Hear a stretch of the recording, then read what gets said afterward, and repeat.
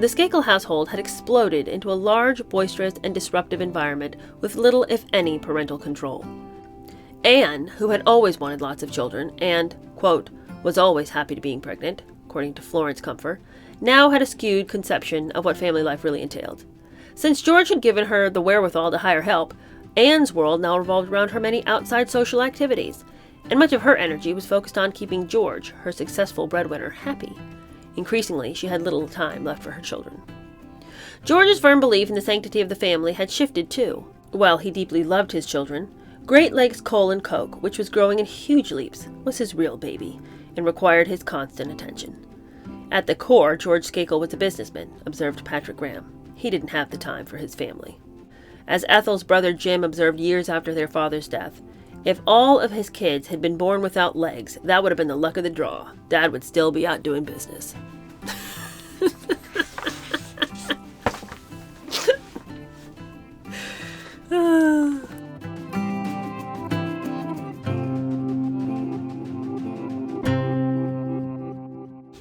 Hello, how are you? Welcome to my channel. My name is Cheer Denise, and today we're going to go on with the other Mrs. Kennedy. Of course, that being Ethel Kennedy. And in the last episode, we were talking about her family and where they came from and where her roots were in America. And I'll be honest with you, most biographies, when I got to get through that bit about all the family and you're just slogging through and you're like, who are these people? I don't care. How much longer is this going to go on? You know, it's just usually so dull.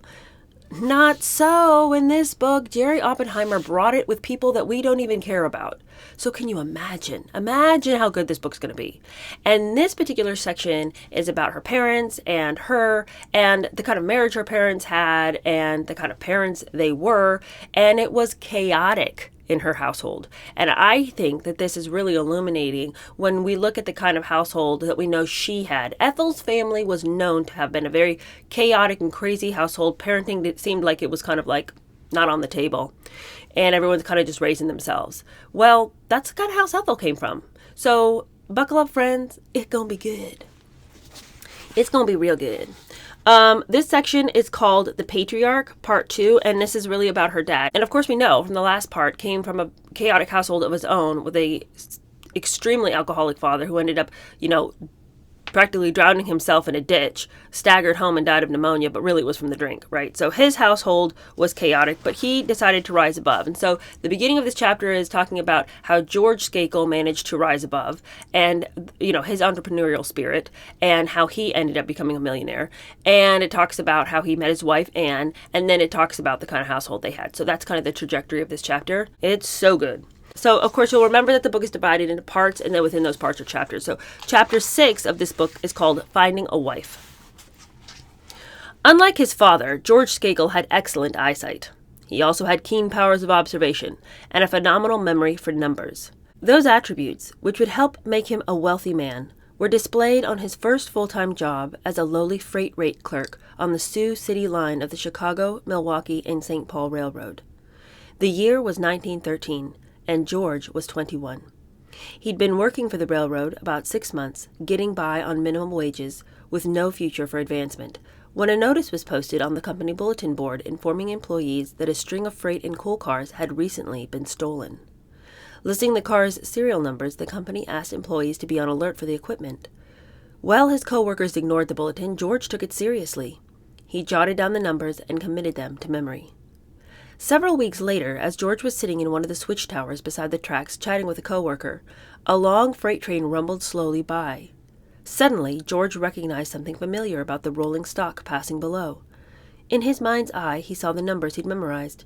He raced out the door and onto the roadbed, waving his arms and yelling at the engineer to stop. Grabbing onto a handrail, he pulled himself aboard and made his way to the cab. Moments later, at George's behest, the railroad detectives arrived. He'd found the stolen cars. George was soon standing in the executive offices accepting congratulations. 2 weeks later, he was made traffic manager, the youngest in the railroad's history, and given a $2 raise, bringing his salary to $6.50 a week.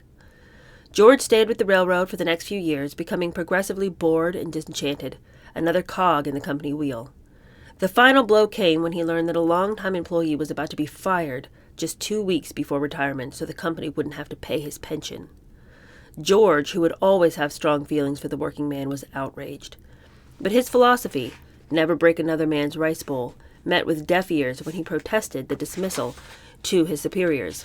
"Mind your own business," they told him. Disgusted, George quit. Not long after leaving the railroad, he got a job as a salesman at William Howe Company, a coal distributor. He also started dating a pretty office worker there. Anne Brannick was her name.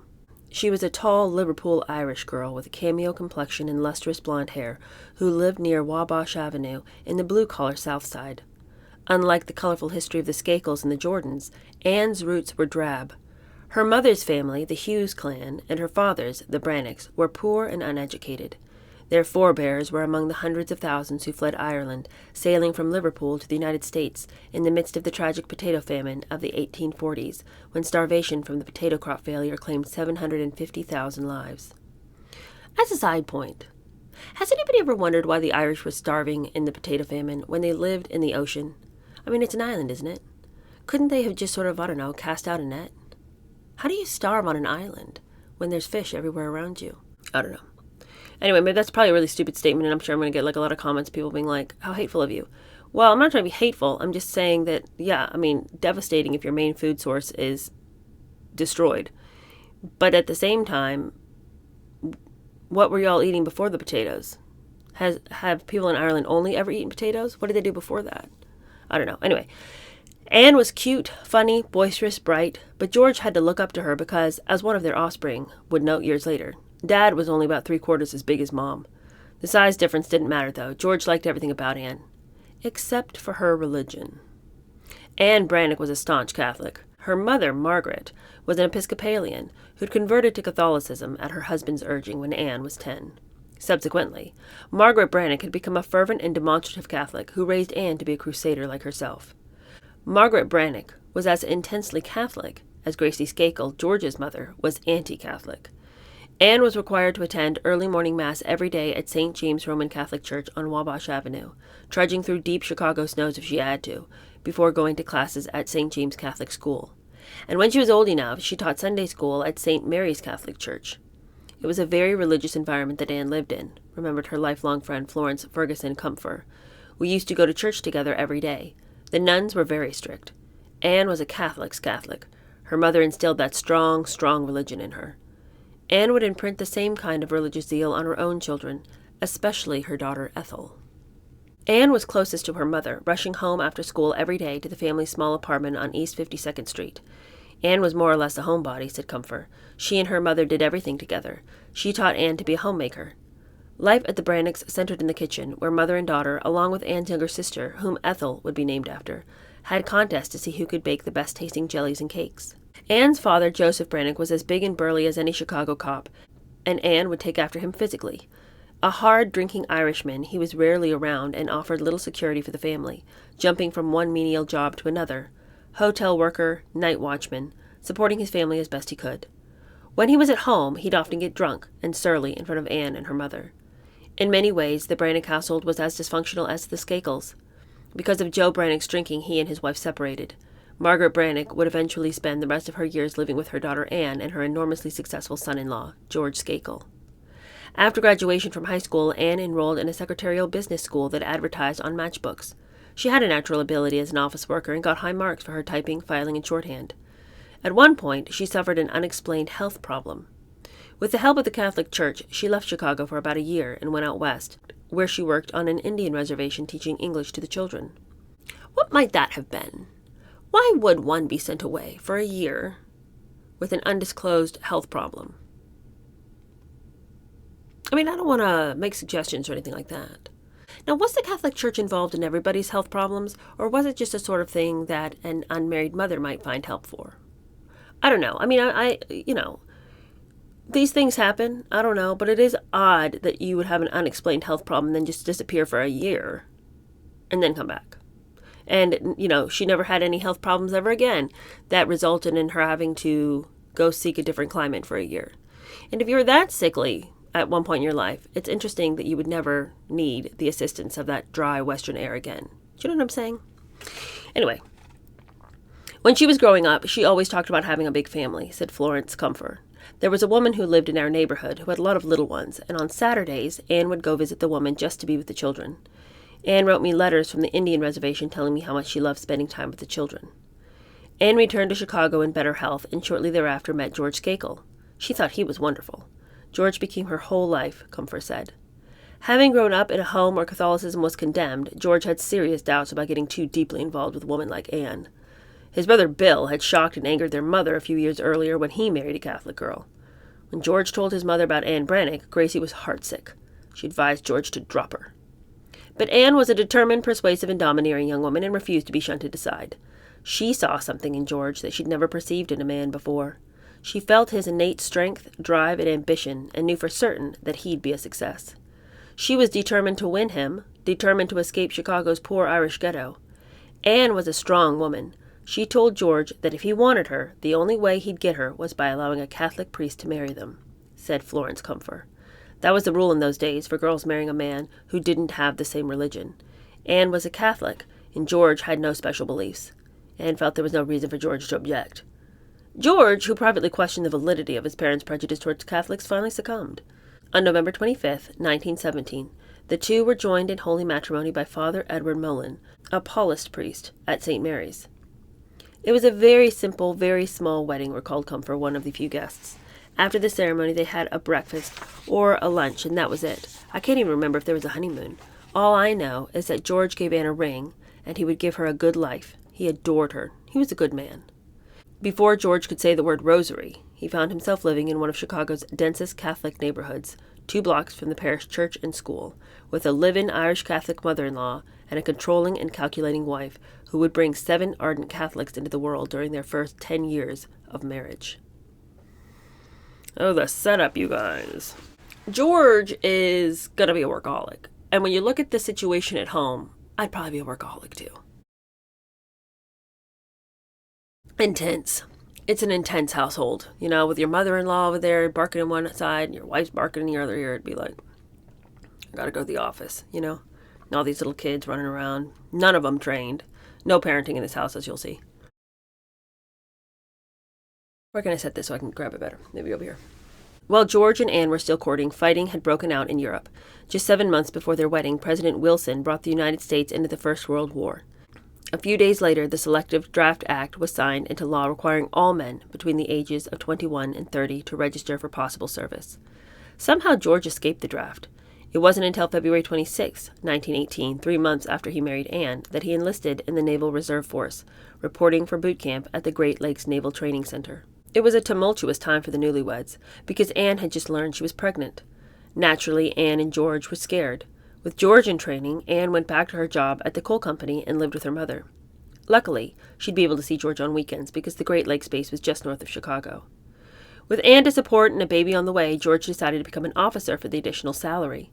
Despite the fact that he didn't have a high school diploma, he took the officer's candidate test, scoring impressively in the top 3%. Everywhere he went, George seemed to make his presence felt at the top, even at boot camp, where he was one serial number among thousands. One bitter night, while walking guard, George spotted a civilian car speeding toward the main gate. As it entered the base, George raised his rifle, but the car raced past him. George hurled his rifle, with a scabbard bayonet attached, through the rear window. The car stopped. With the captain of the guard at his side, George yanked open the door and discovered that the driver was none other than the commanding officer of the entire training center. His actions caused a scandal and resulted in the disciplinary transfer of the CO, George boasted later. After boot camp, George was shipped to a Naval Reserve training facility in Cleveland to study tackle, lines, and towing. A few weeks later, he was transferred to a base in New York City, where he became proficient at docking tugboats. On October 7, 1918, he received his commission as an ensign. George's salary increased just in time. A week later, on October 15th, Anne gave birth to a girl whom the proud parents had decided to name Georgianne, after themselves. They chose that name because at the time they thought that they would just have one child. A month after the baby's birth, Germany signed the armistice. George was released from active duty and was home in time to celebrate Christmas 1918. He had served only 8 months. George returned to his job at the coal company where he'd first met Anne. He was virtually penniless, so broke that the only suit he owned was his Navy uniform. Knowing that railroads often cheated their clients, George took it upon himself to analyze the coal company's freight bills covering the years of the war that had just ended. His suspicions were well-founded. George's unofficial audit revealed that the coal company had been overcharging by some $50,000. He told his bosses about his discovery, promising them that he would get the railroads to reimburse. George wrote a series of letters threatening legal action and in short order was able to recoup the money.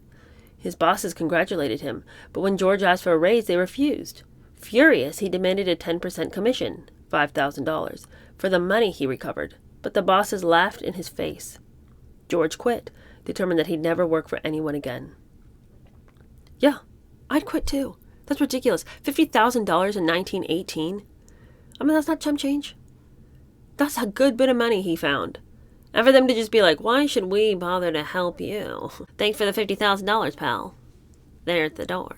Like, I would be incensed. I would be outraged. Ridiculous. At the coal company, he forged a close friendship with two young men, Walter Graham and Rushton L. Forsythe, both of whom had come from somewhat better backgrounds than George had. The Graham family, dating back 3 or 4 generations, had been in the retail business and construction in Chicago. Fordyce's wife was the daughter of one of the senior executives of the Standard Oil Company. All 3 men shared an entrepreneurial spirit. The day after George quit, he telephoned Graham and Fordyce, and they decided to start their own coal brokerage. Fordyce guaranteed a formidable first customer, Standard Oil. On May 20th, 1919, with each of them putting up $1,000, Skakel, Graham, and Fordyce formally signed a simple copartnership agreement, renewable on a year-to-year basis, establishing Great Lakes Coal and Coke Company, a catchy name with a nice ring.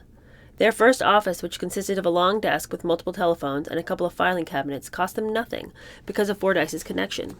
His father-in-law had put in a good word for the boys at Standard Oil, and they were given some spare space. The new partners had an impressive letterhead printed with the company's name and first address in a thick black typeface. They were on their way. Skakel, Graham, and Fordyce complimented one another nicely, at least in the beginning. George Skakel was a man of vision, observed Walter Graham's son, Patrick. He was a man of inexhaustible energy and smarts. He was good with figures. He was a leader with savvy, who wouldn't let anything stand in his way. Most important, he could smell a profit when he saw it. My father, Graham continued, was a super salesman. He was able to sell himself as well as the idea of what they were doing at the time. Rushton Fordyce was the partner whose wife had the initial contact. It gave them an entree. Otherwise, they had no reputation. They started out as have-nots who were driven. They felt in their own peer group that they could do as well as the next guy, given an even playing field. They were very competitive. Every day they enjoyed what they were doing, from the start, and they were successful at it. Above all, George Skakel was a clever, enterprising, and creative entrepreneur, and he had a lot of luck. From the beginning, Skakel decided Great Lakes Coal and Coke would only sell large quantities of high-quality coal, a marketing approach most competitors weren't taking because of the risk of getting stuck if the sales didn't pan out. But George was a born risk-taker. When my father got into the coal business, he said there's no use selling 10 tons of coal or a carload of coal. Sell freight rates and that's it. That was his mentality, just go for the big orders. George's oldest son, Jim Skakel, said later. There were thousands of mines in the United States, and the coal they produced had different characteristics. George quickly learned the differences, focused on the coal that was most salable, and made details with the mine owners to buy large quantities at lower than market prices. As a result, they started selling better quality coal at cheaper prices, and the customers, like Standard Oil, eagerly lined up. But the money really started rolling in because of George's uncanny ability to buy and sell what everybody else considered waste. The mines had tons of an unmarketable sand-like residue known as fines, sitting around in huge piles. When the surplus became too much, the mine owners often dumped it in rivers. George, however, realized that when coal was in short supply, the fines could be sold. He called delighted mine owners across the country, offering 5 cents a ton for what they had been throwing out. In short order, Great Lakes Coal owned thousands of tons of fines. He had the foresight and the nerve to buy it when nothing else was going on, said Jim Skakel. If there was no strike, he'd be stuck with it. When the coal strikes came, and they did, Great Lakes Coal, which had cornered the market on fines, was virtually minting money, selling what had cost pennies for $6 or more a ton. Although he had never gone beyond grade school, George was a voracious reader. He consumed books on chemistry, metallurgy, and geology, and business journals. An article about carbon in Fortune magazine caught his interest. It talked about the growing use of aluminum in the booming aviation industry. Aluminum required a pure form of carbon. George could smell profits.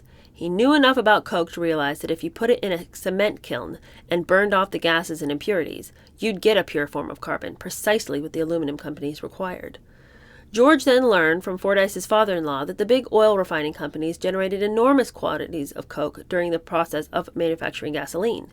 Like fines in the coal business, the stuff was just sitting around or being dumped into rivers. As he had in the past, George saw an opening. With Fordyce's help, he quickly signed lengthy contracts, some for as long as 99 years, with Standard and other major oil companies to buy their coke at pennies a ton. One of the contacts was with the Texas Company, which had a refinery in Port Arthur, Texas. George and his partners decided that this was where they'd build their first calcining mine to refine coke. The Aluminum Company of America, Alcoa, had expressed interest in seeing Great Lakes Coal's finished product, but Skakel and his partners had to raise the money to build the plant. They began making the rounds of banks, finally finding a receptive ear at Continental of Chicago. They were persuasive to the extreme, said Patrick Graham, and the market for aluminum was growing rapidly, so the bank felt there was a good risk. With a $50,000 loan in hand, George went down to Port Arthur, bought a second-hand kiln and conveyors, and began running the coke through the refining process. He sent samples of the finished product to Alcoa. The carbon met their standards, and they were the first to sign a long-term contract. George also convinced Alcoa's competitors, Reynolds Aluminum and Kaiser Aluminum among others, to commit to similar deals. My father and his partners bragged between themselves that they used to pay out that Port Arthur plant every 6 weeks, said Jim Skakel. The plant cost $50,000, and every 6 weeks they made $50,000. After the first 6 weeks they paid off their loan, and it was all pure profit from there on in. In theory, there was no reason for their company to exist. The oil companies and the aluminum companies could have easily dealt directly with one another. They didn't need Great Lakes. But they didn't want to bother. They had bigger fish to fry. Anybody could have done what George Skakel and his partners did. They were very lucky, and the money started rolling in. Well, when you've got that much money, you gotta have somebody to spend it, and Anne is here to spend that money that George brings home. George Skakel made money, and Anne Skakel showed him how to spend it, declared Lawrence Comfer. Anne felt that if anybody suddenly got a lot of money handed to them, it would be stupid if they didn't know how to spend it, and Anne wasn't stupid. It was the roaring 20s. The Jazz Age and Prohibition were upon the land. Chicago speakeasies were booming. Hemlines and stocks were soaring, and Great Lakes Coal and Coke was literally mining money. Anne Skakel began celebrating like the rest of the country. She felt as if she'd won the Irish sweepstakes, and friends watched in awe as Anne transformed herself overnight from a humble secretary into a young matron on the way up. Anne would jump behind the wheel of the shiny gray Packard with leather seats that George had given her and drive downtown every day to shop. Every day! She hired a full-time nurse named Alice to take care of little George Anne. With a retinue that consisted of her proud Irish mother, Margaret, delighted sister Ethel, and odd friend Florence Comfer, Anne cruised the fashionable stores, spending wildly on herself and generously on the others. She'd buy whatever she wanted because George was very generous, recalled Comfer. Anne suddenly developed a taste for fine antiques, becoming a regular at the shows, salons, and private sales. She aspired to have beautiful things, said Comfer, and if you had enough money like Anne did, you could have everything beautiful. While Anne bought some things without thinking twice about price, she was also a legendary haggler. The big Chicago department store, Marshall Field, had a division that was open only to large institutions, such as hospitals and orphanages, that bought in quantity and received steep discounts. Somehow Anne got her hands on a card identifying her as a representative of the Catholics' archdiocese and began shopping at Marshall Field's wholesale store. She always bought everything in large quantities, 24 sheets, 24 towels, said Comfer. Anne was one of the early members of the Misericordia Board, founded by Chicago's Cardinal Mondelaine, to run a fancy ball to raise money for an unwed mother's home run by the Sisters of Mercy on Chicago's South Side. It became an annual event, and everyone looked forward to going, recalled Liz Henbury, whose parents, the McGuires, were close friends and neighbors of the Skakels. Anne also became active with the Big Sisters, another organization to help poor and unmarried mothers. They'd met once a week and fold bandages, recalled Florence Comfer. Anne became active in everything.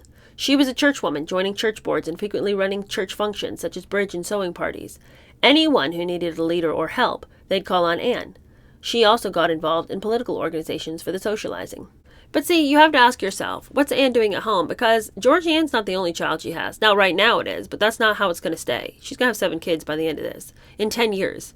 How does she have time to be the leader everyone's calling on from the church? Well, that's because George told her that she could hire a nanny, and hire a nanny she did. Multiple people at the house to help. So she's got all this time to, be doing all sorts of other things. Despite all of Anne's early efforts to reinvent herself, she still, quote, wasn't very sophisticated or cosmopolitan, recalled Patrick Graham, whose mother was a member of Chicago's WASP Society. Anne Skakel was part of the Irish enclave on the South Side, a very fine lace-curtain group. She was a woman who found her greatest satisfaction within the confines of her church as a devout Catholic. There was always a few priests around the Skakel house. As part of doing business, George upgraded his image by joining the fancy Chicago Athletic Club and the predominantly Catholic South Shore Country Club, where he took up golf to entertain customers. It was a big step up for Dad in those days, recalled Jim Skakel. George was rightfully proud of his rise in the business world, boasting in letters to his mother, Gracie, about playing golf with the general manager of the Illinois Central Railroad and the lieutenant governor of Iowa. Besides entertaining customers and VIPs on the links, he lured them with expensive hunting trips, supplying the gear, the weapons, and eventually several beautiful lodges he'd purchased in Canada. There weren't any limits on the number of birds you could shoot in those days, recalled Ethel's brother Rushton Skakel. Dad had been out hunting with his customers, and he brought home 300 dead ducks, and Mommy had to prepare them so Dad could give them to customers as gifts. Isn't that amazing? Dad was a fabulously great outdoorsman. Rushton Skakel referred to his mother as Mommy as an adult man. That's the thing that blows me away about this story, although the 300 ducks is pretty crazy. George's love affair with guns had begun on the South Dakota prairie. He now always kept a loaded revolver in the nightstand next to the bed, and he amassed an outstanding collection of expensive pistols, rifles, and shotguns. He also taught his sons to shoot when they were just out of diapers, and instilled in his daughters a rare ease and confidence around firearms. Many years later, it took the assassinations of her brother-in-law and then her husband to change Ethel Skakel Kennedy's lifelong positive feelings about guns. George and Anne Skakel had addictive personalities, which were manifested by her obsessive desire to spend and his compulsive need to drive himself from dawn to dusk. But neither of these pursuits was outwardly injurious. The dark side of their personalities was their drinking. Alcohol was an accepted part of their world, at the clubs, after golf, or a day in the woods stalking deer, at George's business luncheons, and at Anne's dinner parties. Florence Comfort observed, neither of them knew how to drink. They couldn't hold their liquor. As the years passed, George became an alcoholic, and Anne was borderline. While George went on the wagon for lengthy periods, he'd eventually fall off. His drinking was hereditary, a problem most of his children would inherit. All right. Well, enter baby Ethel. She had brown eyes and a slight wisp of brown hair. She was exceedingly short and appeared terribly scrawny. Cradled in her mother's strong arms, nuzzled against her enormous breasts, the baby whom Anne and George named Ethel was barely visible. But she had a strong cry that pierced the corridors at Chicago's lying-in hospital, her voice louder and her lungs stronger than any of the other babies born at the maternity hospital on April 11th, 1928. Anne was 36 years old when she had Ethel, her sixth and next-to-last child. With each pregnancy, she'd put on weight, which she never lost. By the time Ethel was born, the matriarch tipped the scales at close to 200 pounds, and still counting. She was now referred by her friends and family as Big Anne. Big Anne. Big Anne. Her friends and family called her this? What did they call the people they didn't like? Seeing Ethel for the first time, the Skakels were concerned. Turning to Dr. Robert DeLee, who delivered her, and Dr. Blanche Mays Elfrank, the pediatrician, George asked whether the newborn was healthy, was unencumbered by any handicaps. Both George and Big Anne had good reason to worry. Their last baby, Patricia Sistine Skakel, whom the mother had named after the chapel in Rome, had been born with a club foot, a condition that caused intense anguish for the child and the whole family. When she was born that way, they didn't show her foot, recalled Florence Comfort. Pat's ailment was just kept quiet. That was the way the Lord sent her, and they tried to accept it. By the time Ethel was born, Pat was 2 and undergoing the first of more than a dozen operations. But the doctors told George and Anne that Ethel was perfectly healthy, not to worry about her small size. They pointed out that Ethel's sisters, George Ann, now 9, and Pat, were also petite, perhaps taking after their father. The Skakel household had exploded into a large, boisterous, and disruptive environment with little, if any, parental control. With Ethel now part of the brood, the family needed larger quarters. They moved into a big red brick house with a telephone booth in the vestibule. It was a few blocks from St. Ambrose where the Skakel boys, Jimmy, George, and Rushton, got their early education. It was an old-fashioned Catholic grammar school, said childhood friend Dodie Dwyer, like a dungeon.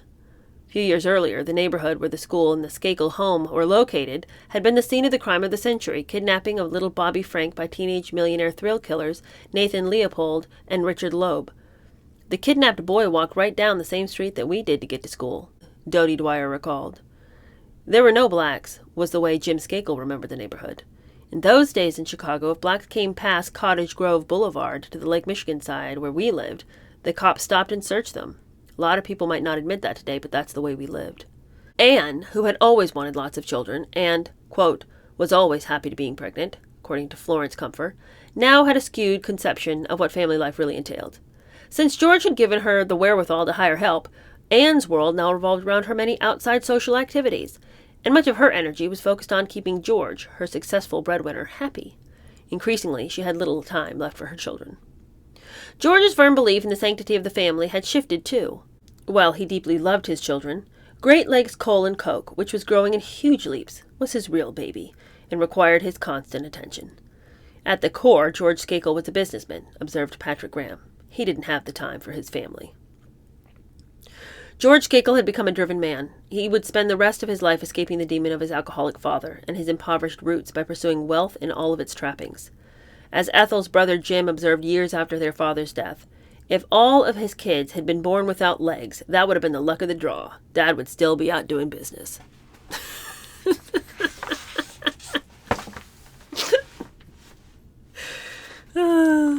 George was traveling extensively now, and Anne usually accompanied him. The Skakel children felt alone, isolated, and abandoned, left at their home for long stretches in the care of nurses, babysitters, and their grandmother. Mrs. Brannick, Anne's mother, actually helped raise those children, Florence Comfer said.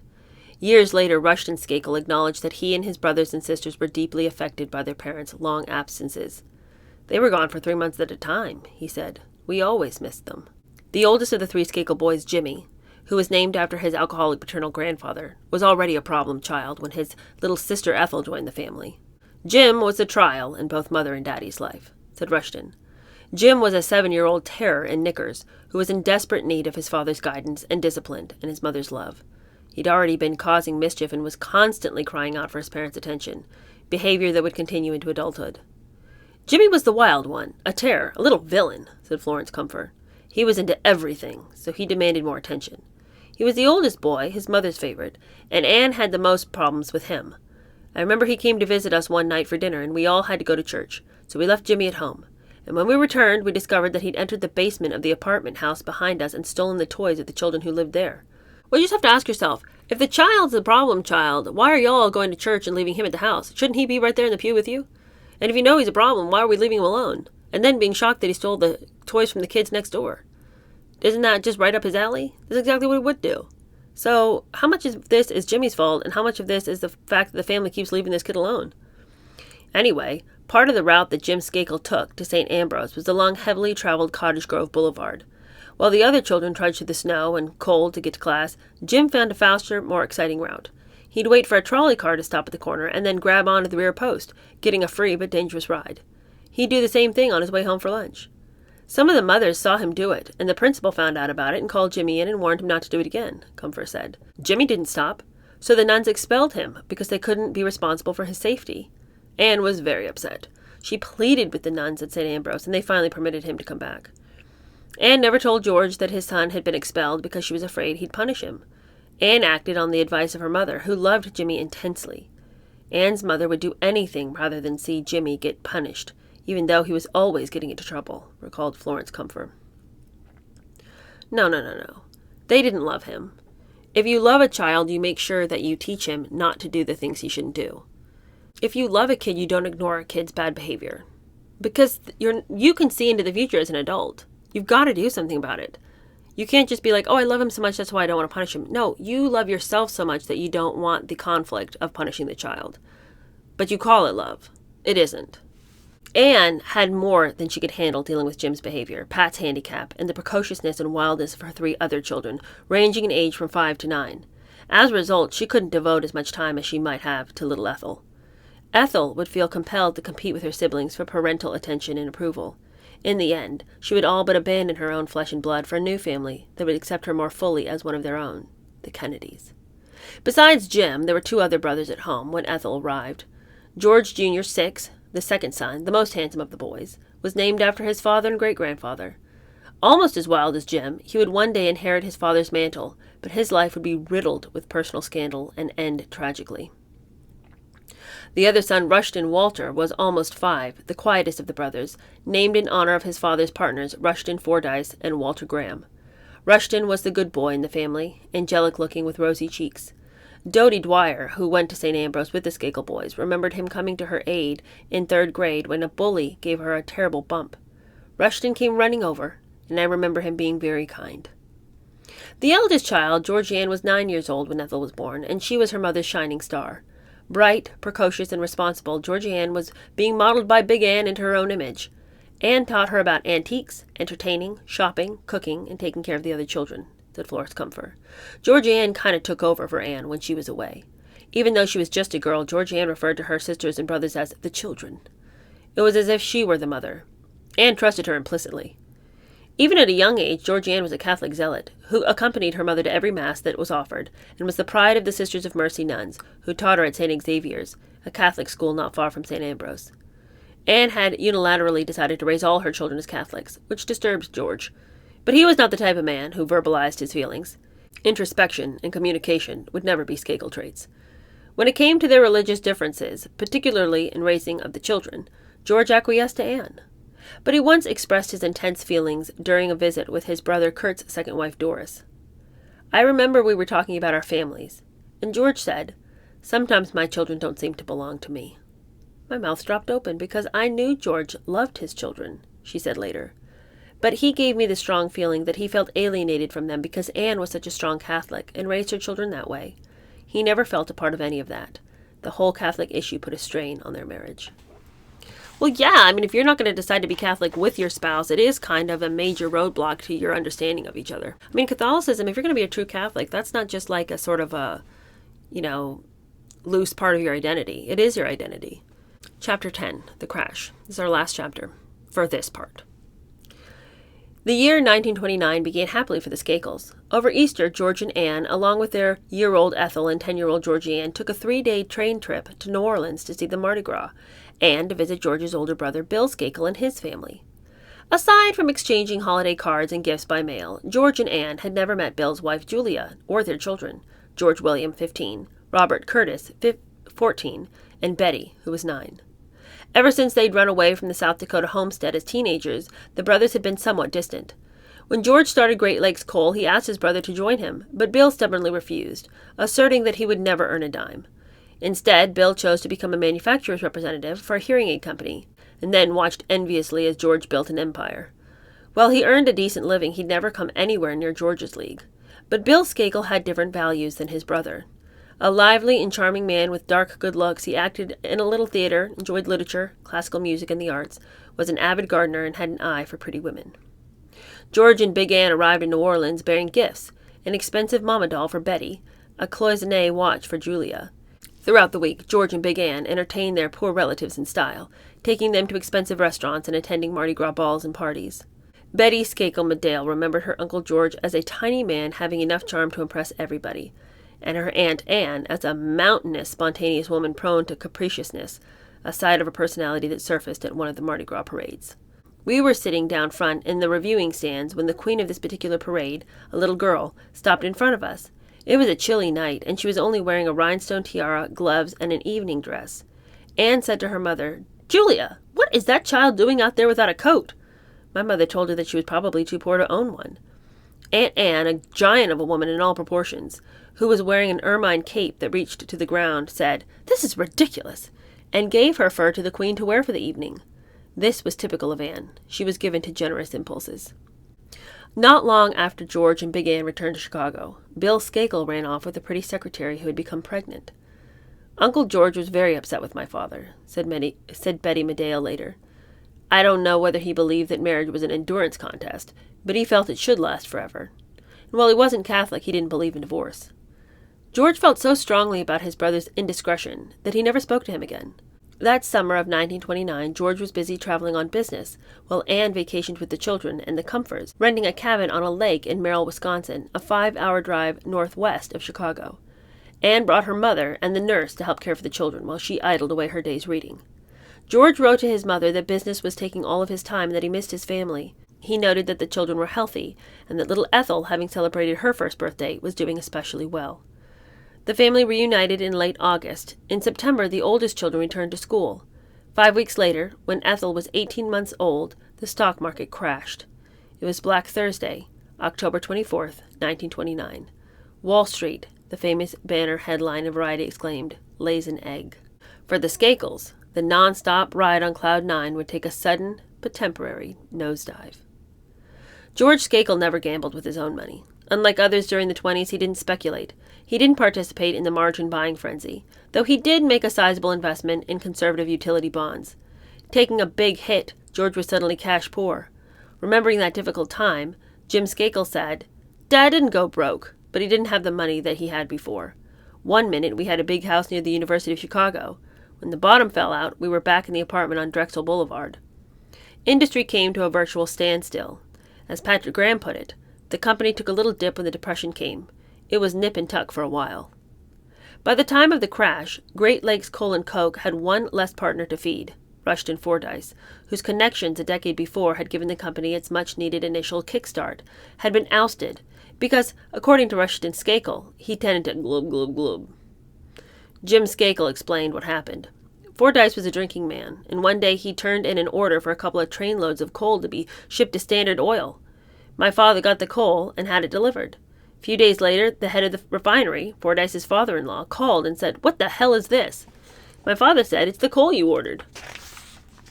The head of the refinery said, "George, I know you real well. You wouldn't do anything like this. We'll take the coal, but we didn't order it." Fordyce was drinking, and he just made the order up out of thin air. George, who prided himself on his integrity, was furious. The original partnership stated that if any of the principals flagrantly and clearly violated any of the terms, the co-partnership may be dissolved by any of the co-partners who had not violated the terms. A few days after George talked to Standard Oil, Fordyce was ordered to clean out his desk. With Fordyce out of the picture, George decided to go it alone, without Graham. But Graham asserted his rights as one of the original partners. "Just cut me in any way you want," Graham told Skakel. "So at that point in time," Jim Skakel explained, "my dad gave Graham 20% of the company. He kept 80%. At least that's one version of the events. Another more hotly disputed scenario was described years later by Ethel's sister Georgianne, who would become the single largest holder of the Great Lakes stock. She claimed that her father discovered that Graham was playing the market on margin with company funds. When the crash came, George discovered that the coffers were empty. At that point, he made Graham an offer he couldn't refuse. George wouldn't report Graham to the authorities if he agreed to an 80-20 split in favor of Skakel. Graham readily agreed.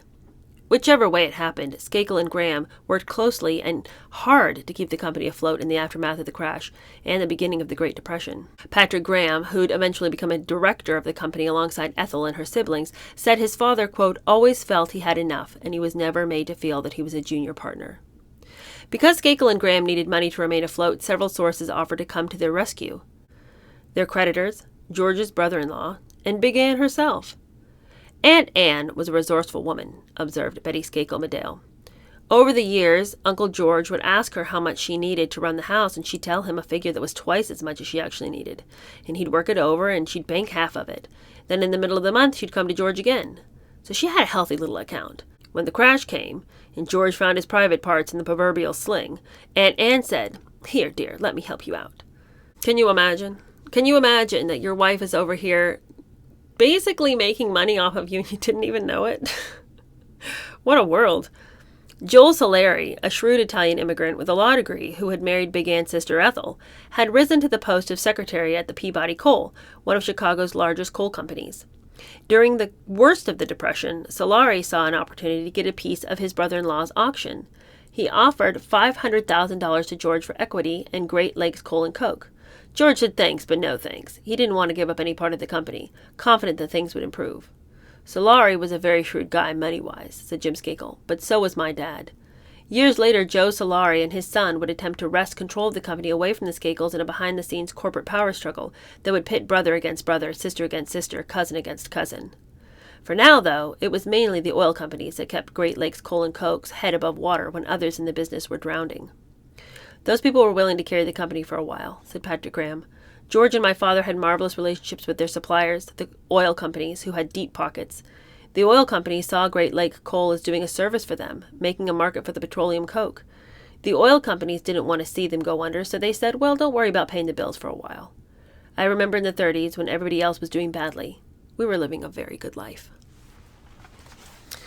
Well, maybe monetarily.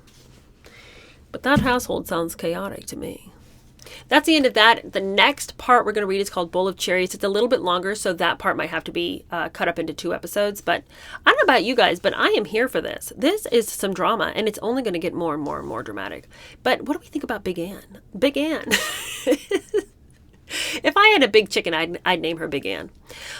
Big Ann is a character, and, it's just like you read these books, and then you're immediately like, well, I need to know more about this character. But anyway, I can't get sidetracked by Big Ann. It's Ethel that we're here for. And we still don't know anything about Ethel, but in the next section, we're going to learn a lot more about what Ethel was like and what people said she was like as a child. So I hope you stay tuned for that. That should be out later this week. Thanks so much. Bye.